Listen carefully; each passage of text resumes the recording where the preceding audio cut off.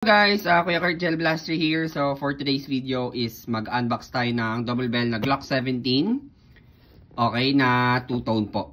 Ayan. So again guys, yung mga Glock 17 natin, sorry gumaraw yung camera natin.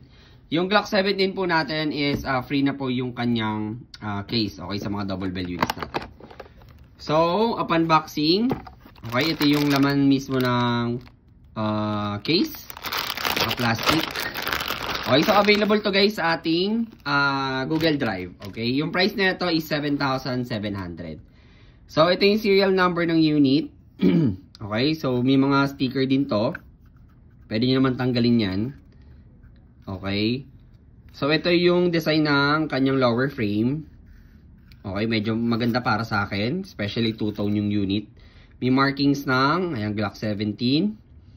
Okay, ito yung slide stopper, full metal unit. Okay, so full metal yung barrel. Okay, so ito yung sight niya. Okay, ayan, ito yung design ng top, itsura ng top. So mabigat yung unit syempre. So ito meron siyang under railing for accessories attachment. Okay, so pwede din laser flashlight. So mapapanood nyo to guys sa Telegram ko. Okay, yung mga units natin na available, meron naman sa Google Drive natin. So, make sure naka-follow kayo tsaka naka-message kayo sa Facebook page natin na Kuya Kurt Gel Blaster. So, ito yung mag-release. Okay, so full metal yung trigger. Okay, so rounds capacity nito, ayan. Itong basa guys, langis po yan kasi bago pa. So, papadeliver lang natin to.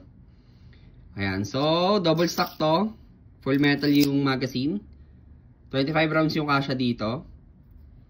Okay. So, yung inlet valve, mapapansin nyo, wala to. Okay, so press down nyo lang to. Then slide down nyo lang. Makikita yung inlet valve. Yung kargahan ng gas dito. Okay. Ayan. Itsura ulit. Ganda. Ganda talaga mga tuto, no? Tapos ito, may kasama siyang cleaning rod. Tapos extra nozzle. Okay, yung extra nozzle, ito po yan. Papakita ko sa inyo. Okay. Yan, ito po yung extra nozzle natin. Pag nasira to guys, at least meron kayong extra. Kakabit nyo lang dyan. Okay? So, ito yung likod or petan. Okay. Solid. Ganda guys. Yan o. So, thank you po.